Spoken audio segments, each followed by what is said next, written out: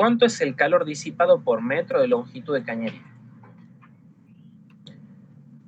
Primero y principal, sé que por ahí esto suena tonto para la gente que ya lo ha estudiado esto antes. ¿Qué tipo de problema tengo acá?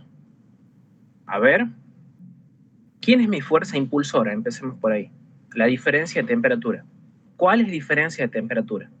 La del interior del tubo, que es la del vapor condensante, y la del exterior del tubo, que está a 0 grados centígrados.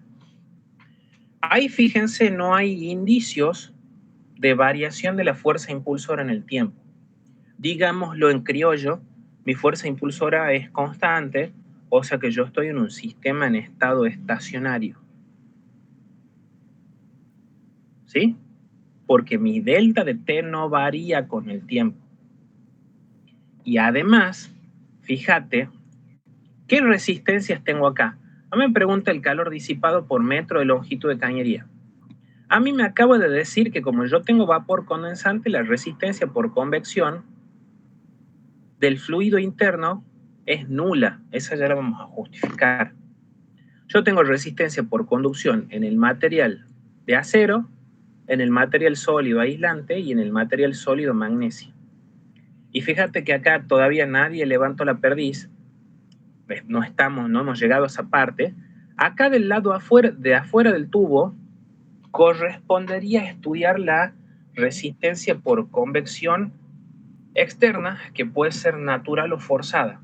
Nosotros en este práctico todavía no hemos llegado a ver eso, o sea que en este ejercicio, ¿cuál resistencia predomina? Predomina la resistencia por conducción, ¿sí? Entonces, a ver, mi idea a transmitir acá es, voy a este croquis de número de Biot y este sería un problema tipo 1, porque predomina la resistencia por conducción, ¿sí? Tengo dos aislantes, la magnesia y el aislante común, y mi fuerza impulsora no cambia con el tiempo, o sea que estoy en un sistema en estado estacionario. Esto estoy tratando de dejárselos como moraleja para que ustedes sepan en cuál cuadrícula estamos haciendo cada problema. ¿Estamos? No sé si hay alguna duda. Esto para la gente que hizo el amague de rendir el diciembre, esto no lo había hecho. Me parecía productivo, digamos, incorporarlo en la carpeta, así que, bueno, si tienen alguna duda, pronúnciense, y si les da vergüenza decirlo ahora, saben que tengo el WhatsApp acá al costadito como para responderles al toque, al privado. Profe, ¿puede explicar por qué predomina la conducción? Sí, bro, cómo no. ¿A dónde estábamos? Acá. ¿Por qué predomina la conducción? Te hago el dibujo. Y acá, como te dice que vos tenés vapor condensante, a ver, todos nosotros ya hemos cursado la materia. Podría adelantarme un poco en decirte que cuando yo haga el circuito equivalente entre el interior del tubo y acá afuera, la primera resistencia con la que me debería topar es la de convección forzada en flujo interno, porque si circula el vapor por dentro del tubo, se va moviendo con un caudal másico para poder determinar un número de Reynolds. Con ese Reynolds, mediante la ecuación de Ditus-Welter, Colburn o Sieder-Tate o la Maricoche, no sé, vas a encontrar el coeficiente de convección forzada en flujo interno.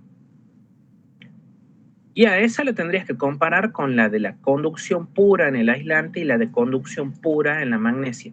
El tema es que como esto es vapor condensante, esta resistencia no te hace falta calcularla. Vos sabés que como es vapor condensante, esa resistencia por convección es despreciable. O sea que acá en este fenómeno predominan las resistencias por conducción. Ojo, no siempre vas a poder darte cuenta de eso. ¿Quién va a ser tu as bajo la manga después? El número de Biot. Todavía no hemos llegado a esa parte, pero no sé si se entiende la idea, Nahuel. ¿Estamos? ¿Está, bro? Sí, se entiende. Joya. Bueno, no voy a hacer mucho hincapié en esto de los diámetros, ¿no? De los radios y todas estas cosas, porque me parece que es como obvio, no sé. Pregunto, A mí me daban los espesores de cada material y me daban el radio del tubo, me daban el espesor del tubito de acero.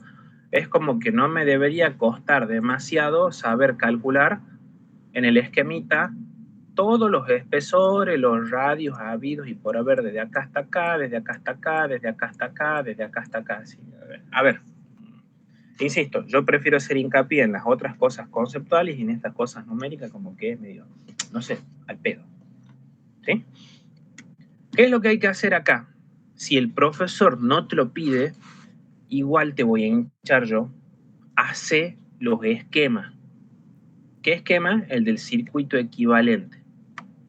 Acá está el circuito equivalente, permíteme hacerlo esto más chiquitito. Acá le está faltando cosas y ahí vienen las aclaraciones.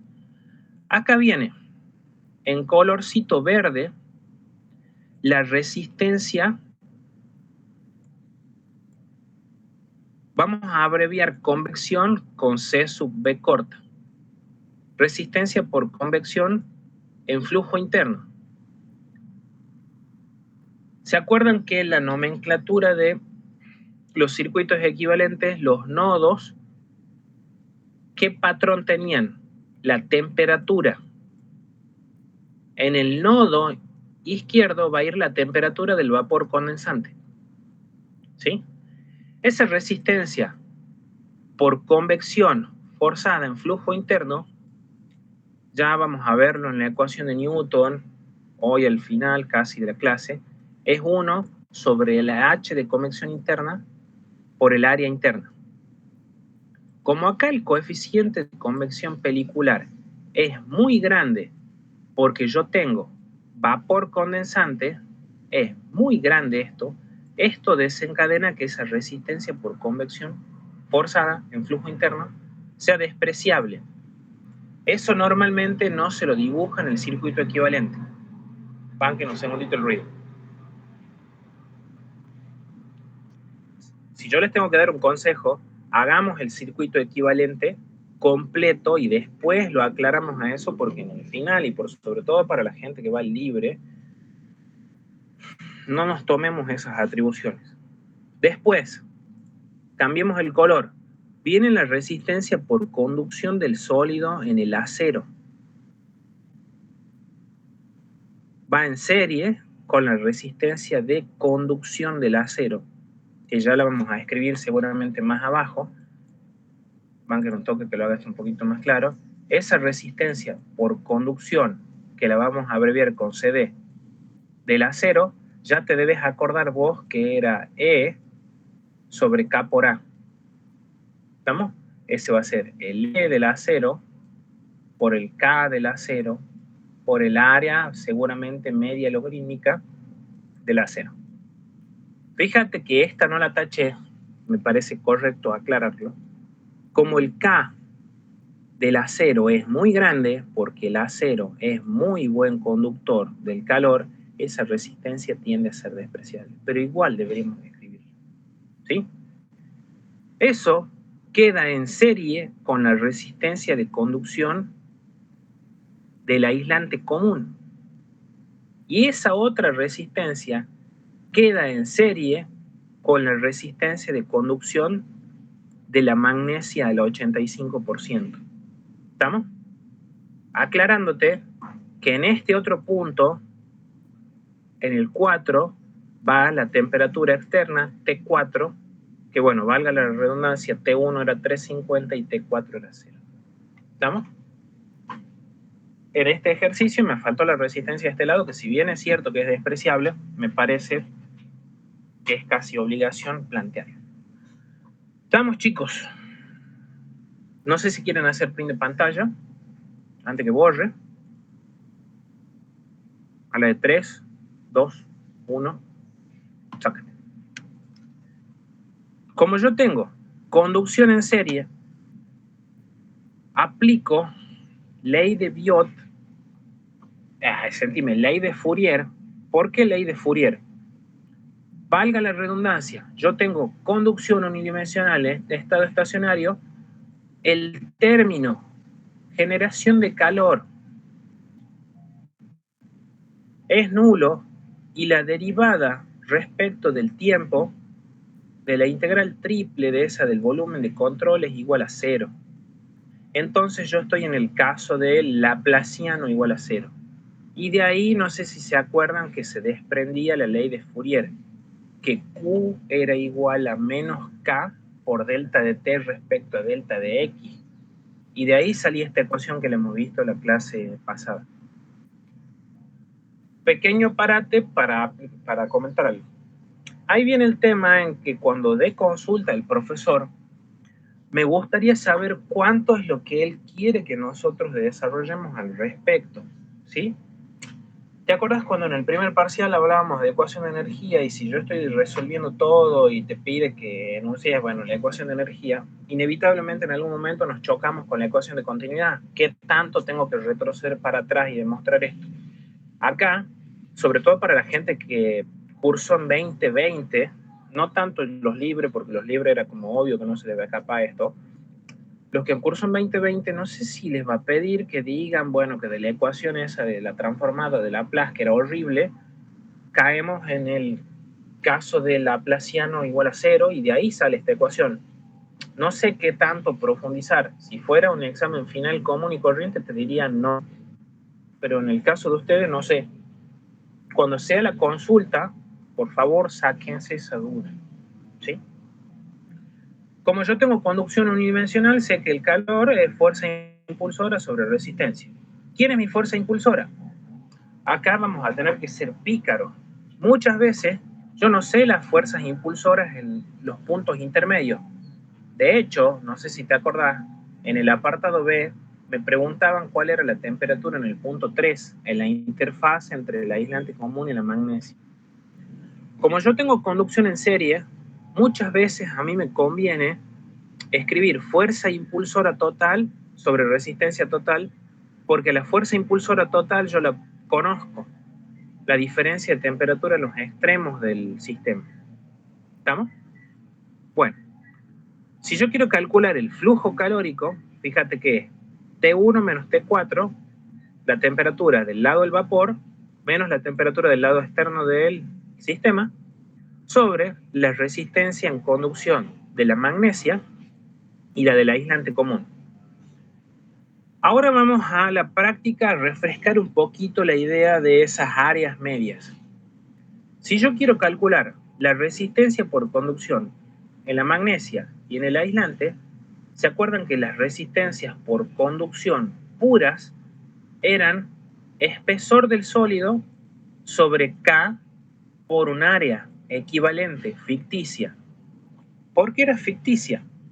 Nosotros hemos visto el caso 4, conducción en sólidos en forma de cilindros, en donde nosotros encontrábamos un cilindro de un área envolvente equivalente que representaba la misma resistencia por conducción que ese cilindro que tiene un diámetro interno y un diámetro externo. Y yo no sabía respecto a cuál radio, por así decirlo, basábamos los cálculos. ¿Cómo trabajaba yo con eso? ¿Te acuerdas que te dije que siempre que la relación radio externo sobre radio interno sea menor a 2, nosotros siempre íbamos a usar el concepto simplificatorio del radio medio logarítmico? ¿Sí? Que valga la redundancia, el radio medio logarítmico era radio externo menos radio interno sobre el logaritmo del cociente del radio externo sobre el radio interno. ¿Estamos? Por eso es fundamental, gente que cursó en 2020, esto posta que sí le van a pedir porque nunca han demostrado que lo manejaban, hagan bien el croquis de los radios de esto porque el profesor le encanta jugar con eso, ¿no?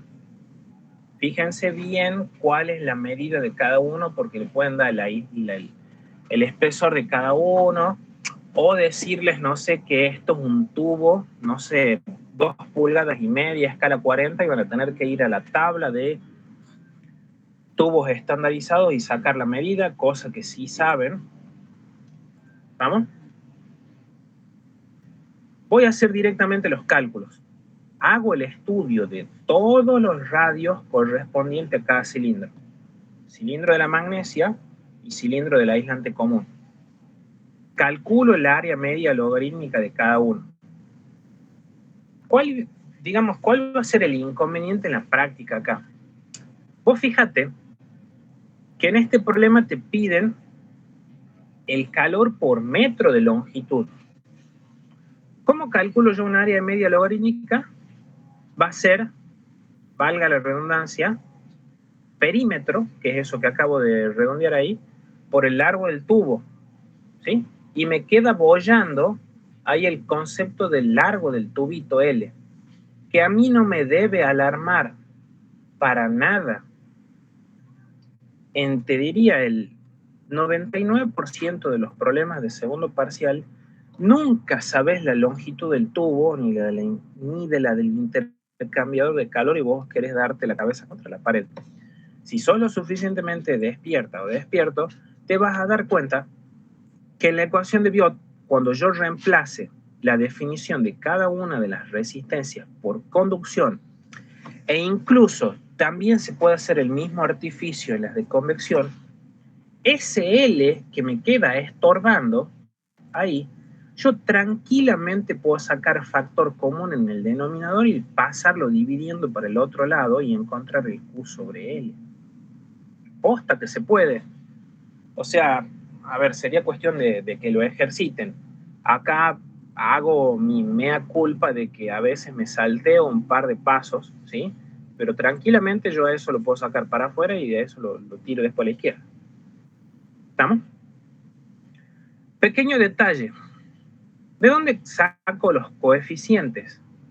A mí me parece que los coeficientes te los daban. Cuidado con el tema de las unidades. Esto está en sistema internacional, watt por metro por Kelvin, pero esta otra no. Esto está en calorías, no en kilojoule. Vos fíjate que el resultado, para poder responderlo a la altura de la circunstancia, no siempre te lo pide el sistema internacional. Así que te va a convenir muy posiblemente cambiar el K de la magnesia, justo sale tapado ahí, perdón, pasar el K de la magnesia de watt, que es joule sobre segundo, a kilocaloría para que te quede dimensionalmente igual a la respuesta. ¿Estamos? En el final, obviamente, como no te va a dar el número, lleva todo al sistema internacional. ¿Sí? Y bueno, creo que ya no hay mucho más que aportar al respecto y ahí está el flujo calórico por metro de tubo. Vamos, chicos. No sé si hay alguna duda. ¿No? Bueno, continúo. ¿Qué me pedía el apartado D? ¿Cuál era la temperatura en la interfase? Temperatura T3, que te había mostrado, no salía tanto en el croquis. El punto 3 es la interfase magnesia aislante común, que en mi circuito equivalente era justo la temperatura de ese nodo. ¿Cómo resuelvo esto? Vos fíjate que ese calor que nosotros acabamos de encontrar hace un ratito es un flujo que, si lo querés escribir así, Q sobre L, como tengo un fenómeno de conducción en serie, ese flujo es lo mismo que el flujo que circula por la resistencia del acero, que si bien es nula, la resistencia del aislante común y la resistencia de la magnesia. Yo podría ser pícaro, ¿sí? Y en lugar de tomar, ocupemos un vocabulario que me gustaba de primer parcial, un volumen de control donde embolsaba todas las resistencias y toda mi fuerza impulsora, por ahí me conviene hacer un volumencito de control que pase por el punto donde yo quiero encontrar la temperatura en cuestión. Fíjate que yo podría hacer un volumencito de control, insisto, no es la palabra adecuada, pero sirve a los fines prácticos, entre el vapor en el interior del tubo interno y el punto 3, y te debe dar exactamente la misma respuesta que si haces un volumencito de control entre el punto 3 y el lado externo del tubo.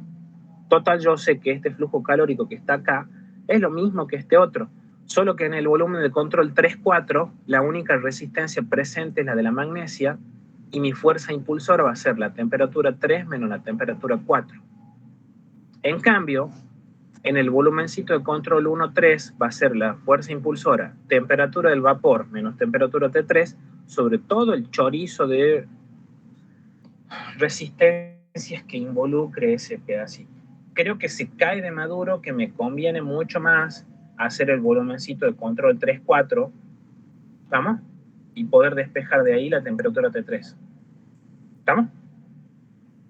Bueno, yendo al grano, cada ejercicio que hagan, aclaren cuál es el circuito equivalente en el cual están basando los cálculos. Yo voy a hacer, insisto, mal la expresión, pero a la idea ayuda, un volumen de control del circuitito equivalente entre el nodo 3 y el nodo 4, y no sé si te acordás que como yo acá estoy, estado estacionario, sin generación de calor, sigo teniendo fuerza impulsora sobre resistencia. Mi fuerza impulsora es la diferencia de temperatura. La resistencia que aparece en el circuitito entre el nodo 3 y el nodo 4 es la resistencia de conducción de la magnesia 85. No sé si te acordás que yo hice un calculito auxiliar del área media logarítmica de la magnesia 85 con sus correspondientes radios y la maricocha, ¿sí? Y esa área media logarítmica me quedaba en función de la longitud, ¿sí? Hago un artificio muy similar al de hace rato. Voy a reemplazar el área media logarítmica ahí y bueno, a ver, lo pasamos para el otro lado. ¿Lo pasamos para el otro lado? No, fíjate, yo voy a incorporar acá como dato el Q sobre L que saqué del apartado anterior. Yo no saqué Q, guarda. Ese Q sobre L es el que yo tenía ahí, y cuando reemplace fuerza impulsora sobre resistencia, el L del área media logarítmica se me va con este otro de acá. Yo, sin conocer cuánto vale L, igual a despejar cuánto vale T3. ¿Sí? Que no va a representar, nada del otro mundo, ¿no? Temperatura de la interfase entre la magnesia y el aislante 85, entre el aislante y la magnesia el 85% es 184,7. Coincide muy lindo con los resultados. ¿Estamos? Y ahora viene una cuestión conceptual. Apartado C. Se podría intercambiar la posición de los aislantes, teniendo en cuenta que la magnesia 85 no resiste temperaturas superiores a 320 grados. Y esto es una cuestión que el profesor mete mucha maña ahí, sobre todo cuando estamos trabajando con radio crítico del aislante. Guarda. No te va a pedir nunca una pregunta de este tipo. El profesor te la va a mandar cambiada. Te dice, vos tenés un tubo de cobre por el que lleva, no sé, puré de tomate a 90 grados. Y te dice que vos querés reducir las pérdidas de temperatura y te da dos opciones. Fibra de vidrio, o sea, esto es inventado, ¿no? O yeso. Y la cuestión que vos, además de hacer todo el estudio de con cuál de los dos aislantes te conviene hacerlo, el profesor nunca te va a avivar de que controles además que la temperatura a la que está expuesto el aislante sea menor que la que resiste para no quemarse, ¿sí? Guarda con esos detalles que, por supuesto, mi rol es avivarte respecto a esto. ¿A qué temperatura está expuesta la magnesia 85? La magnesia 85, como está puesta en estas condiciones, ese puntito está a 0 grados. Ese puntito de acá está expuesto a más o menos, monedas más, monedas menos, no va al caso discutirlo, 184 grados. Y el lado interno del aislante común, ¿a qué temperatura está sujeto, chicos? Por hipótesis de enunciado, como yo acá tengo vapor condensante, la resistencia por convección forzada en flujo interno es nula, obvio. En este práctico todavía no, la moraleja era, no la calcules, porque no está. La temperatura de la pared interna del tubo es la misma temperatura que el seno del fluido. ¿El seno del fluido quién era? Vapor a 350 grados. La temperatura del lado interno del tubo de acero es 350. Y como el acero es muy buen conductor del calor, ya hemos hablado en el circuito equivalente que la resistencia por conducción del acero es despreciable. La temperatura en la interfase acero aislante común, ¿cuánto es? 350. Vos fíjate que si yo cambio la posición de la magnesia y del aislante, esa temperatura del lado externo del tubo de acero sigue siendo la misma, porque la resistencia por convección forzada en flujo interno y la del tubo de acero, esas son despreciables, y me importa un corno qué pasa del tubo para afuera, porque eso es consecuencia que pasa del tubo de acero para adentro. Si yo cambio la posición relativa entre el aislante y la magnesia en lugar de tener 184 grados va a tener que pasar a bancarse 350. Y como la magnesia no resiste más de 320 grados, yo no los puedo cambiar de posiciones, si no la quemo a la magnesia. Vamos, chicos. Toma un poquito de agua.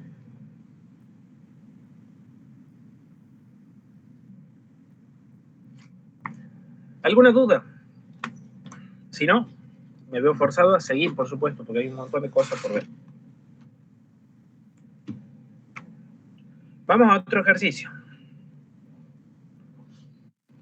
Un horno esférico tiene un radio interior de 0,91 metros. Ahí. Y tiene un radio exterior de 1,22. Obviamente que la diferencia entre esos dos me va a dar el espesor de la pared de ladrillo de la que está construido. La conductividad térmica de la pared es tanto, o sea, me da el K, y me dice que la temperatura de la superficie interior es 1093 y la exterior 79,5. Apartado A. Calcúlame la pérdida total en 24 horas de operación. Y el apartado B, ¿cuál va a ser el flujo por unidad de área y la temperatura? Para un radio puntual, o sea, lo vamos a ver. Hay un radio puntual de 3,5 pies y me pregunta cuánto va a valer la temperaturita prima esa en ese punto. Ya vamos a pasar a los números. ¿Por qué elijo este ejercicio? Sigamos identificando en qué cuadrícula de los problemas está. ¿Quién es mi fuerza impulsora acá? Diferencia de temperatura entre el lado caliente y el lado frío. A ver, te lo dibujo de nuevo. Nada más que más simple. Tengo el horno, que en lugar de ser cilíndrico como hace rato, ahora es esférico. Es solamente para hacerte ejercitar el tema de las áreas. Yo tengo el calor que va a salir de adentro hacia afuera en el horno. ¿Qué resistencia se interpone en ese flujo de calor? Acá adentro voy a tener resistencia por convección dentro del horno. Y en el horno, al menos esos hornos de ladrillo, ninguno tiene un ventilador que haga circular el aire caliente, no es un horno de panadería profesional. O sea que la resistencia por convección ahí sería natural, interna. Que del vamos de movida, seguro que es muy chiquitito. ¿Qué otra resistencia tengo acá? La resistencia por conducción del sólido de la pared. Que como esa pared no es de acero, es muy probable que sea alguna especie de ladrillo refractario. Ese K no es muy grande, que digamos. Tengo esa resistencia por conducción. Y del lado de afuera de la pared, a ver, yo esto lo menciono porque como ustedes tienen que rendir toda la materia, no solo un pedacito, hay que saberlo todo. Tendría del lado externo del horno una resistencia por convección natural. Yo te puedo asegurar que si calculases esas dos resistencias por convección natural, la del lado de afuera y la del lado de adentro, son muchísimo más chiquititas que esta otra. ¿Estamos? O sea, que yo si vuelvo al croquis este que te hice acá, de nuevo me sitúo en un sistema en donde predomina la resistencia por conducción y como mi fuerza impulsora, mis diferencias de temperatura no cambian con el tiempo, sigo estando en estado estacionario. caigo en un problema tipo 1. ¿Estamos? Fundamental no errarle a eso, ¿no? Si no, estamos fritos. Bien. ¿Qué hago acá? Perdón. Acá. Bueno. ¿Qué es lo único que cambia como para que no se nos vaya la clase viendo tanto esto?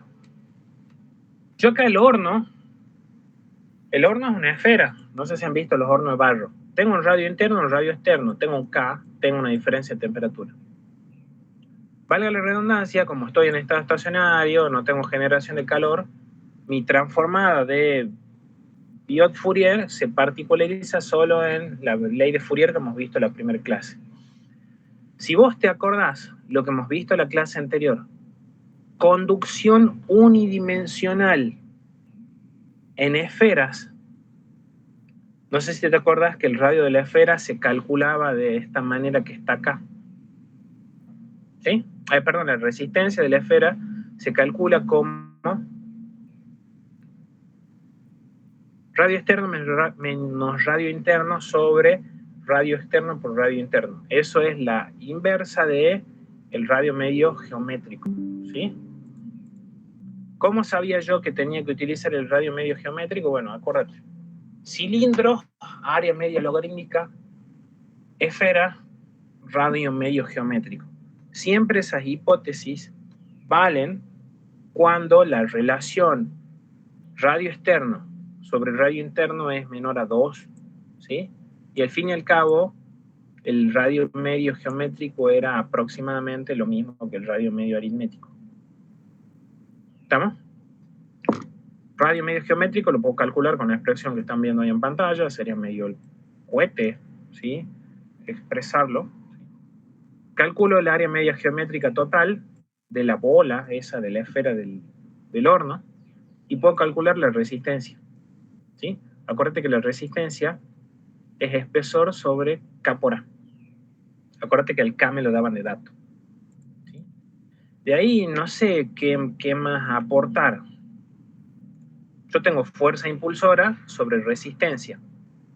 Fíjate, quiero destacar algo acá por las dudas para que no les parezca raro. Esa expresión que está ahí es la ley de Biot. Sentime que es ley de Biot.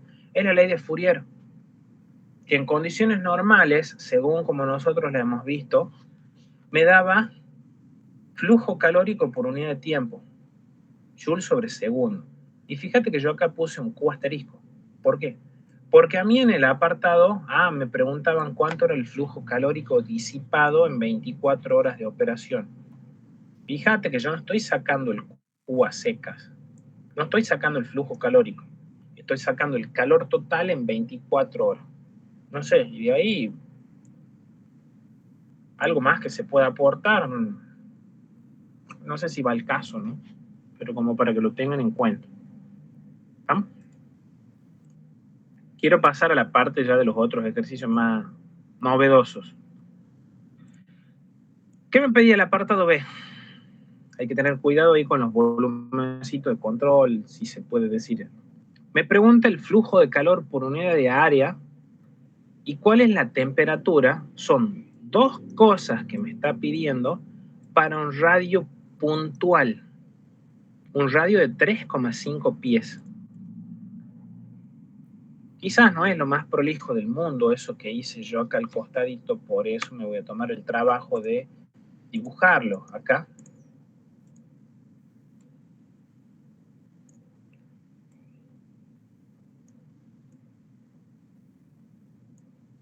Eso es el radio interno.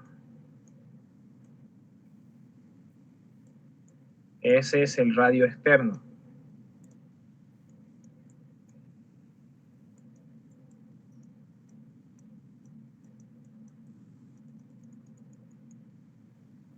Eso que está ahí es un radio R', donde R' es específicamente una posición alejada 3,5 pies del centro del horno. ¿Sí?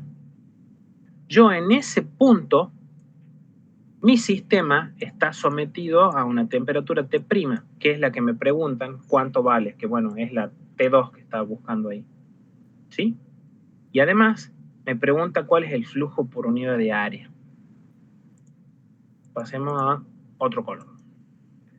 Pues fíjate, ¿cómo calculo el flujo por unidad de área? ¿Me vas a decir, tengo que ponerme a calcular el área y todas esas cosas? No. Avívate. Yo la resistencia que la había escrito como E sobre K por A, que valga la redundancia, ya la calculé arriba como el área media geométrica, no sé si te acordás, en este problema sí podía. La paso dividiendo para el otro lado, pues. ¿Cuál es el problema?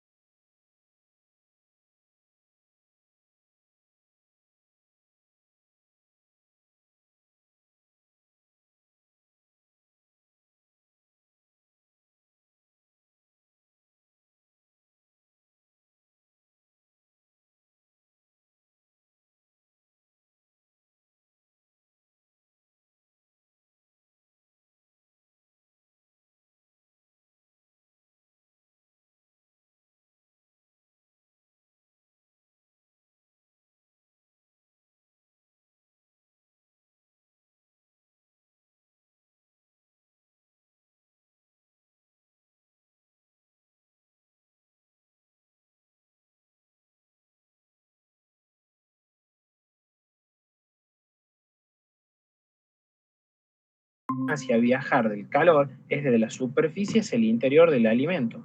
Lo mismo pasa con el huevo. Al huevo lo imaginamos como un modelo esférico y el RM del huevo, el RM de la esfera, es el radio.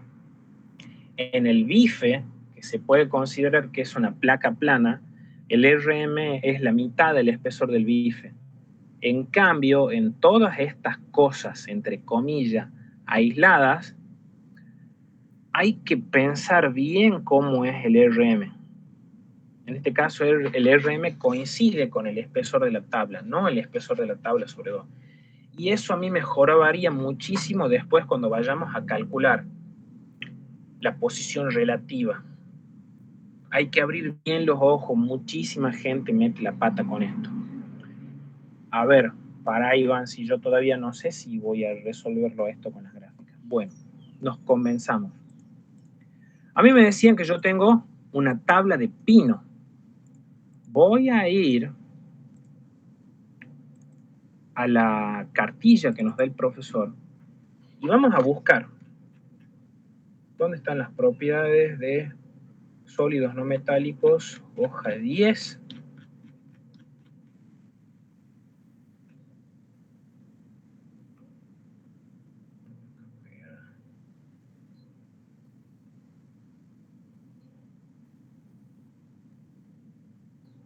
¿Qué me vas a decir que no lo voy a poder ver? Acá está.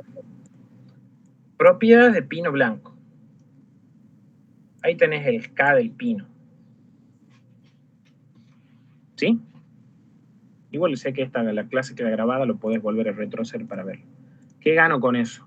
Este es uno de los pocos parciales, obviamente como es entre comillas la intro al tema, yo puedo calcularlo el número de Biot. Eso es una bendición. Como el número de Biot es mayor a un número, yo ya te dije que de acuerdo al valor del número de Biot, el número de Biot te dice cuál es el camino a seguir. En este caso, como el número de Biot es mayor a 0,1, esto se resuelve con gráficas de Gurney. ¿Cuáles eran las gráficas de Gurney? Esa que nosotros hemos visto en la cartillita, en donde necesitaba encontrar 4 parámetros. El parámetro I, a ver, no encontrar, de esa gráfica relaciono 4 parámetros.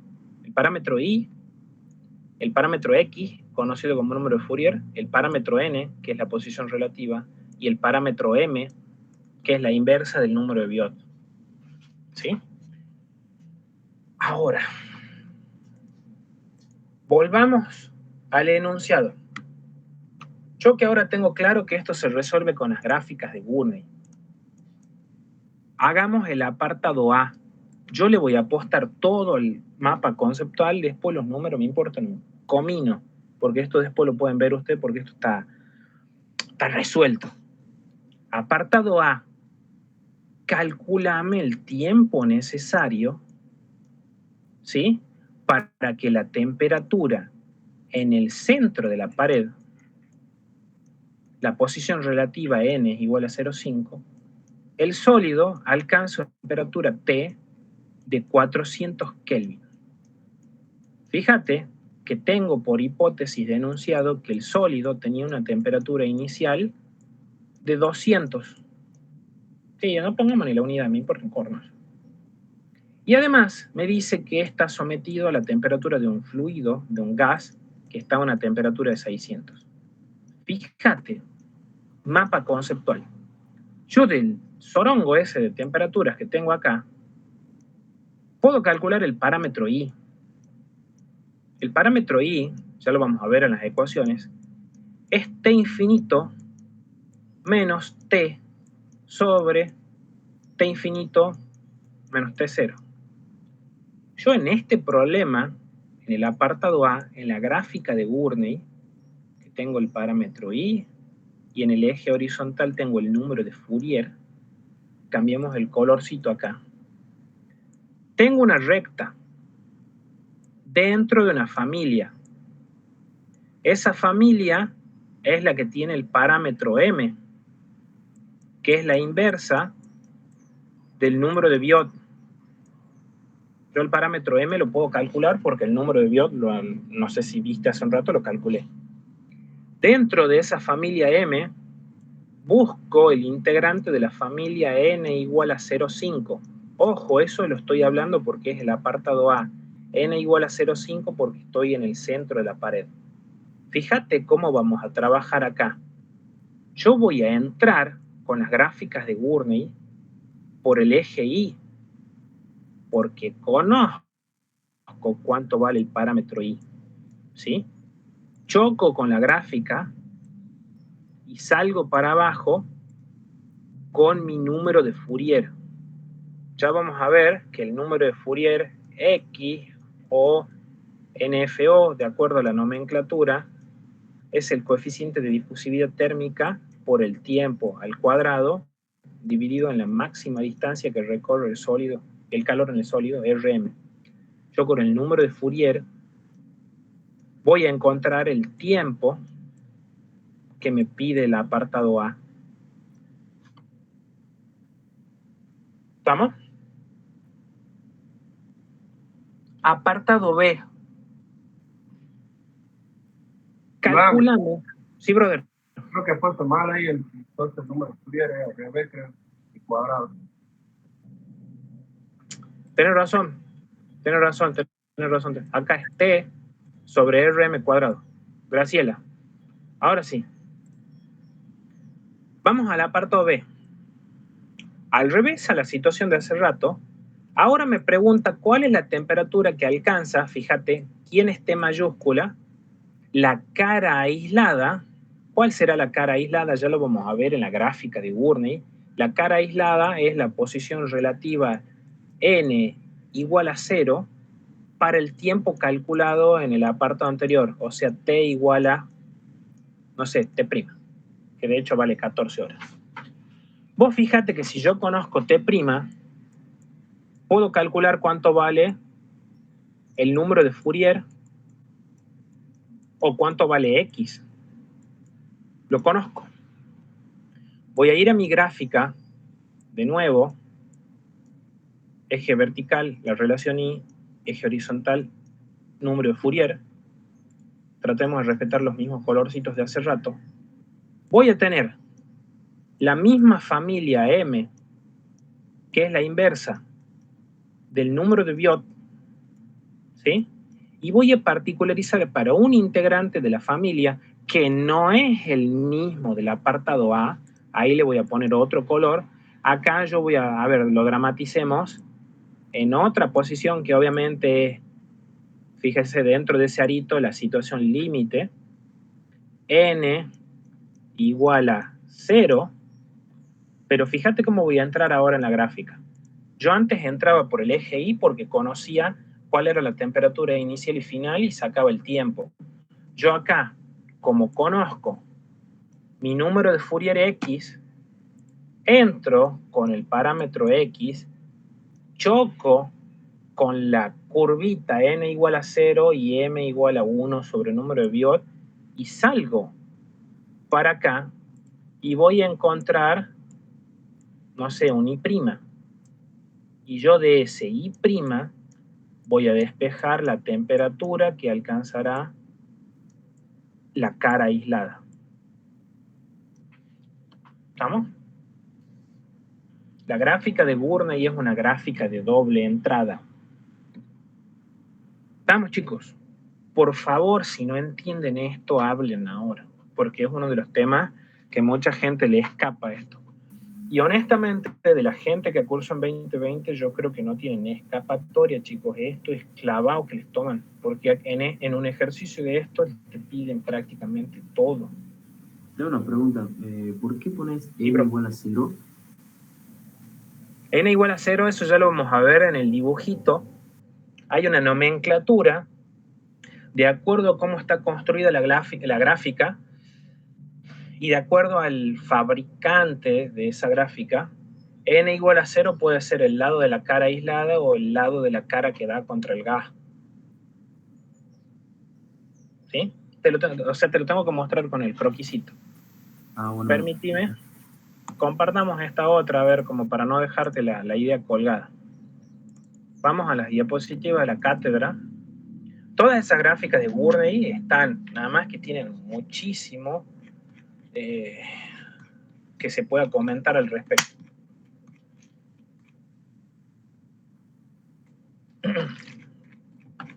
A ver, ¿dónde está? Ahí. Subíndice 10 de la tabla. Eso que me estás preguntando vos. Igual lo tengo que mencionar sí o sí en este problema, nada más que te lo justifico. Como nosotros esa tabla de pino la modelamos como placa plana infinita, fíjate que X, la posición absoluta, hablemos con propiedad, se mide desde el lado aislado. Y vos fíjate que si la posición relativa n está definida como el cociente de x sobre x1, ¿sí? Cuando yo esté del lado de la cara aislada, n igual a 0, cuando esté sobre el lado que da el rostro contra el gas, n igual a 1. Ahí hay que ser bien, con el perdón de la mala palabra, pija, porque el profesor en la última mesa que tomó en diciembre preguntó el ejercicio ese del huevo hervido, que te decía, no sé, vos mete un huevo hervido que está a temperatura 20 grados centígrados en un freezer que está a menos 18. No importa el número, ¿no?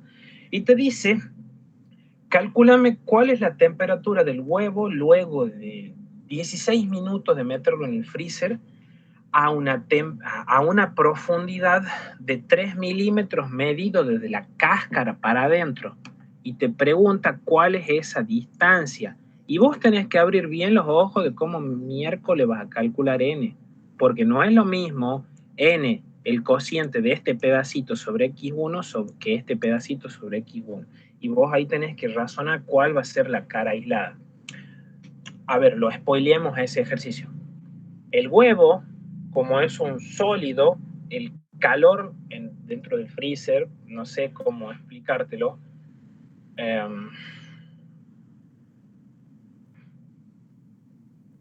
sale de adentro hacia afuera, ¿verdad?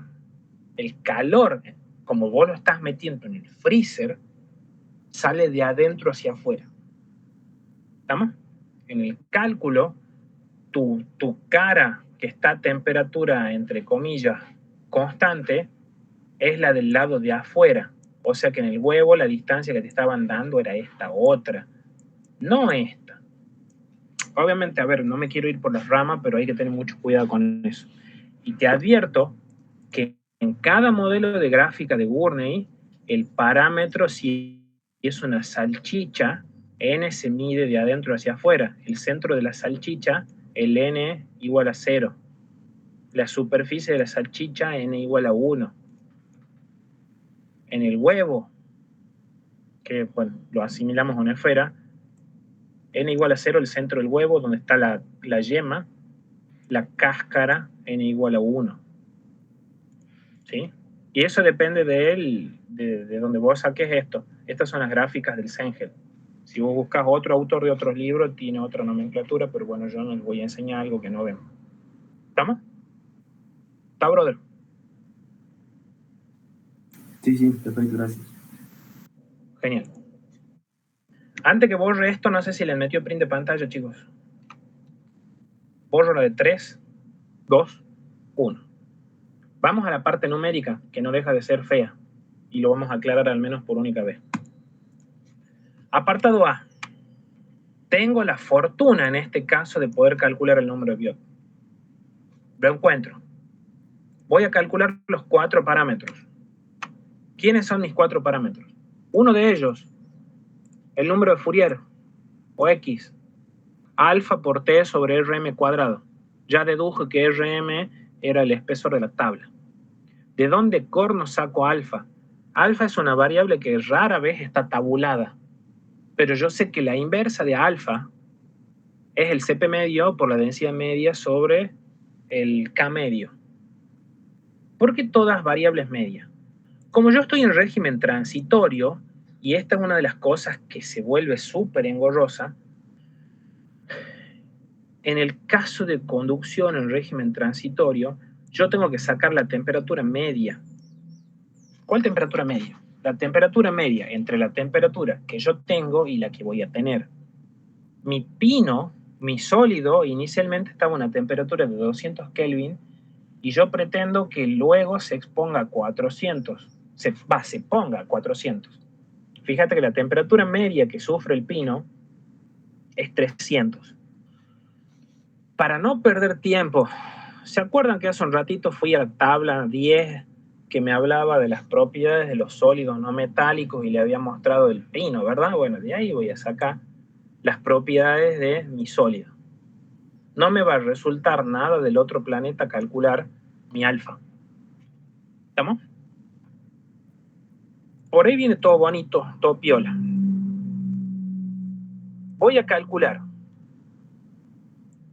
mi parámetro M, la inversa del número de Biot. Voy a calcular mi parámetro N, que según lo que le explicaba Julián recién, ahí entendí de que mi parámetro N, mi posición relativa es 0,5 porque yo me paro en el medio de la tabla y X sobre X1 o X sobre RM igual justito a 0,5. Vos fíjate que al parámetro X yo no lo calculé. Y obvio que no lo puedo calcular porque justamente la incógnita del apartado A es el tiempo. Lo que sí puedo calcular en el apartado A es el parámetro Y, que es el parámetro que me indica la relación de temperatura.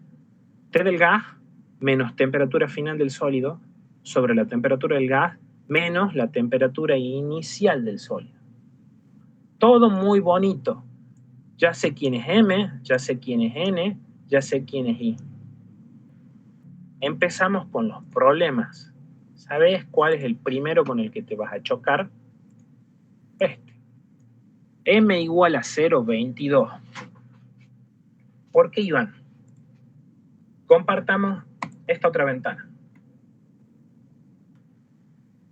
Si vos venís acá al modelo de placa plana infinita, no sé si te alcanzas a percatar, si no, bueno, ahí está mi rol en advertírtelo. Esta es la familia apellido M igual a 0. Esta es la familia apellido M igual a 0,5, apellido M igual a 1, apellido M igual a 2, M igual a 6. Y obviamente cada una de esas familias tiene sus integrantitos con los nombrecitos. Cada una de las posiciones relativas. ¿Cuál es el bardo?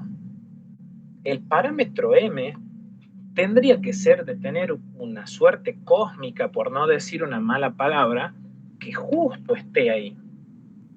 Valga la redundancia, no es la única tabla de placa plana infinita. Acá están, entre comillas, todas las familias M con todos sus integrantes. Hay otras gráficas más adelante que es como que le han hecho un zoom, digámoslo en tucumano básico, y en toda esta gráfica están, lo digamos como corresponde, todos los Juancitos, ¿sí? Pero de distintos apellidos. ¿Cómo es eso? A ver, todos los Juancitos, vos acuérdate, el apellido es el parámetro M y el nombre el parámetro N. Estas gráficas tienen todos los que se llaman igual, todos los que tienen la misma posición relativa, pero de distintas familias. M igual a 0, igual a 0,10, 0,25, 0,50. M igual a, posición relativa, N igual a 0,20, 0,40, 0,60, 0,80, ¿sí? 1.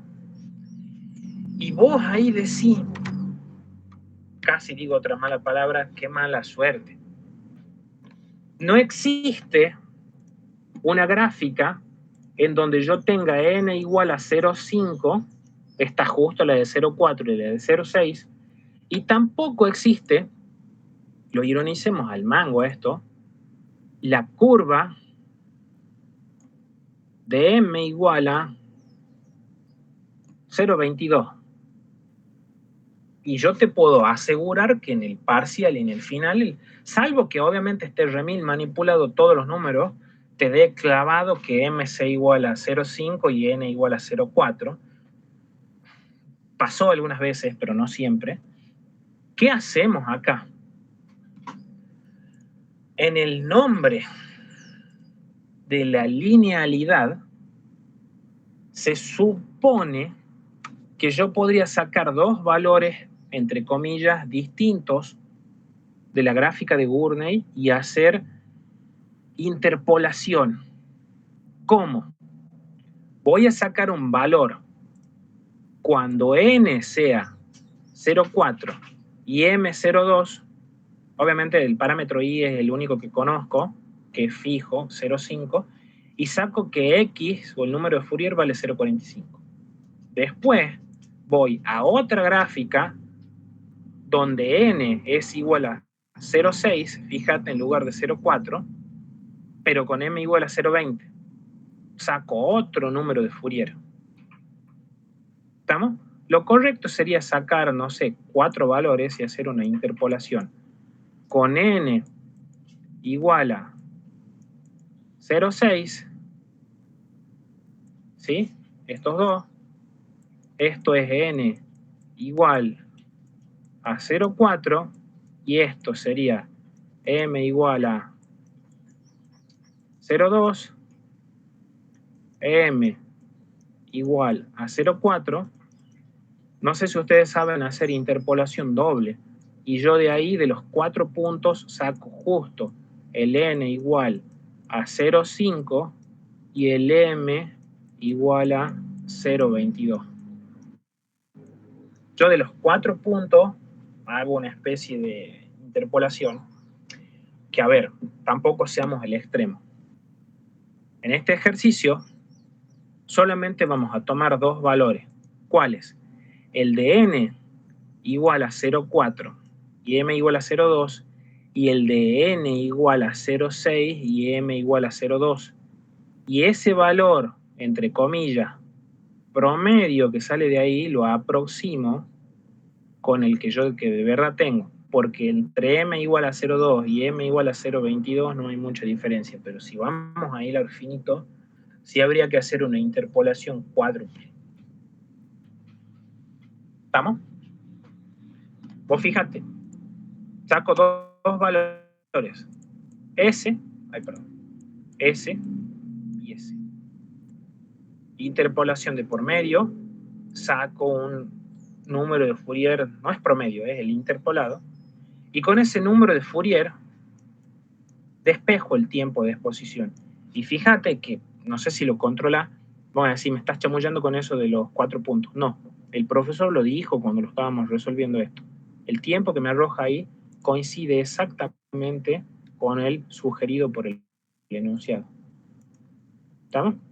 Yo honestamente no creo que el profesor te vaya a hacer ese daño de hacerte interpolar con tantas cosas raras. No creo. Pero sí tenés que saber que puede llegar a pasar que el m y el n que vos saques en los cálculos no coincidan ni en pedo con ninguno de los de la gráfica y no sepas qué hacer. Se hace eso. ¿Estamos? ¿Hay alguna duda, chicos? No se queden trabados. Nada. Bueno, continúo. Vamos al apartado B. ¿Qué me pedía el apartado B? Ahora me pregunta cuánto vale la temperatura, sabiendo que el tiempo es el mismo. Si el tiempo no cambia, el número de Fourier no cambia. ¿Sí? Como no cambia el sólido ni el aire, mi número de Biot tampoco cambia, o sea que mi parámetro m tampoco cambia. ¿Qué es lo que sí cambia? Mi posición relativa, que era lo que preguntaba Julián hace rato. Como yo ahora quiero saber cuánto vale la temperatura de la cara aislada, ¿sí? Vuelvo a esta pestaña. ¿Qué le pasa a esto? Era esto. Ahí. Según la nomenclatura del fabricante de esta tabla, mi cara aislada es esa. Entonces, si mi posición absoluta es cara aislada x igual a 0, entonces mi posición relativa en la cara aislada, n, es igual a 0. ¿Estamos? Por esa razón, volvemos acá. mi parámetro n, ahora es 0. Al revés a lo que hice recién de entrar por el eje X y salir por el eje Y. Por el eje Y y salir por el eje X.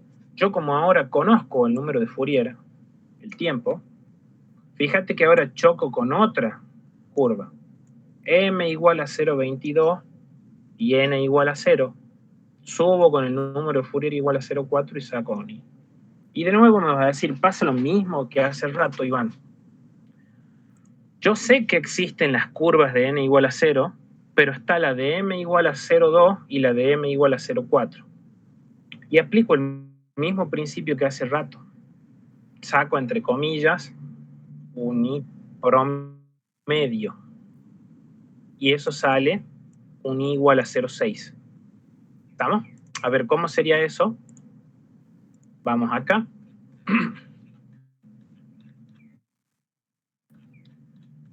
Placa plana infinita. N igual a 0. Estoy calculando la temperatura de la placa aislada. ¿Cuánto me daba el número de Fourier? 0,4. ¿O no? Ahí. Fíjate. La respuesta más honesta que les puedo dar. A ojímetro. ¿Sí? Voy a entrar con X igual a 0,4. Tratemos de marcarlo esto lo mejor que se pueda. Ahí iría. Ahí, casi.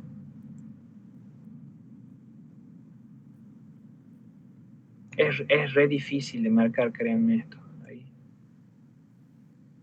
A ojo, buscamos el M igual a 0,2 y sacamos el I. ¿Estamos? Más allá del número, que el profesor no te va a romper las pelotas con eso, yo a este croquis sí lo haría en el parcial, lo que hice acá. Y de ahí digo, bueno, I vale monedas más, monedas menos 0,6. No te va a joder si es 0,59, 0,61. No estamos en operaciones. De ahí despejo la temperatura. ¿Estamos? Que esa es la temperatura que alcanza el sólido luego de un tiempo de exposición T minúscula. Que por suerte coincide clavado con la respuesta. ¿Estamos, chicos? ¿Alguna duda? ¿Nada? Bueno, me veo forzado a seguir. Tengo que dar un ritmo en la clase. Vamos con otro ejerciciecito. Determinar el tiempo de enfriamiento desde 500 hasta 100 grados de una esfera de acero dulce de 2 pulgadas de diámetro expuesta a un flujo de aire que está a 30 grados centígrados, su coeficiente de convección pericular H, que yo todavía no tengo idea quién es ni cómo se calcula, pero me lo da de dato suficiente. Y me da como datos adicionales el K del acero, la densidad del acero y el CP del acero. Esto quiero que te lo tengas metido en el cerebro mal, pero mal, mal. Hay dos tipos de problemas que no se resuelven con gráfica de Gurney. ¿Cuáles son? Pelota de metal rodeada en aire o pelota de plástico en agua. Perdón que sea tan tucumano hablando, pero fíjate que estamos en la situación de pelota metálica rodeada de aire. ¿Cuál de las resistencias crees que va a ser más grande? ¿La de conducción o la de convección? A ver, pelota de metal, de cobre encima, la resistencia por conducción es una cagadita chiquitita. Predomina la resistencia por convección, no en simultáneo. Y como me pregunta cuál va a ser el tiempo de enfriamiento de una pelota que va de 500 a 100 grados, la temperatura del metal cambia, mi fuerza impulsora cambia, estoy en régimen transitorio. La famosa pelota metálica rodeada de aire es un problema tipo 4. No se cuelguen con eso, ¿no? Y la pelota de plástico rodeada en agua es el tipo 3. ¿Estamos? ¿Seguros? ¿Seguras? Bien. Problema tipo 4 se resuelve con ecuación de Poisson. Ya la hemos visto, la ecuación de Poisson. La ecuación de Poisson te dice que el parámetro I, el mismo que hemos visto hace ratito en gráfica de Burney, temperatura del gas menos temperatura final del sólido sobre temperatura del gas o fluido menos la temperatura inicial del sólido, es igual a un exponente E a la menos H por A por T sobre Rho por B por Cp. Y fíjate que perdido en la inmensidad de ese exponente está el tiempo. A vos te pregunta el tiempo de enfriamiento. Fíjate que el parámetro I ese sale en un parpadeo. ¿Estamos? ¿Cómo hago para despejar el tiempo de una ecuación exponencial? A ver, chicos, a esta altura del partido, no sé si va al caso. Le mandamos logaritmo en ambos miembros que se difundan. Y de ahí despejo el tiempo. ¿Cuál es el inconveniente? Y la verdad que ni... Yo sé que esa esfera tiene 2 pulgadas de diámetro, podría calcular el área. Esto va solo a modo de comentario nomás. En una esfera, si te da el diámetro que forzosamente tiene que ser conocido, la relación de volumen sobre área, que por Dios, ojalá que te des cuenta que esa es la inversa del área específica que hemos visto en lecho en operaciones, es el diámetro sobre 6. ¿Te acuerdas que el área específica era 6 sobre S sub 0, una cosa así? Bueno, mira, es lo mismo. ¿Por qué hago mención a esto? Porque cuando a vos en el parcial o en el final te digan que tenés tubo de cobre rodeado de aire, se resuelve de la misma manera que esto, pero a vos no te dan el largo del tubo. ¿Y cómo vas a calcular el volumen del tubo si no tenés la longitud? Y no voy a poder. El volumen del tubo va a ser área de la circunferencia por longitud, y cuánto va a ser el área envolvente del tubo va a ser el perímetro por la longitud. Espero que te des cuenta que cuando haga cociente de B sobre A, que aparece bollando ahí, se te va a terminar simplificando la longitud del tubo. Digamos que vos estarías haciendo un cálculo por metro de tubo. Obviamente ya vamos a hacer un ejercicio de eso, ¿no?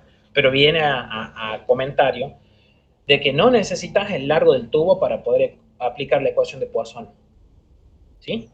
Y creo que el resto de las cosas dentro de ese argumento es como que sale en un parpadeo, ¿no? Yo de la ecuación de Poisson puedo despejar el tiempo para pasar de una temperatura T sub 0 a una temperatura T, que coincide clavadito con el resultado.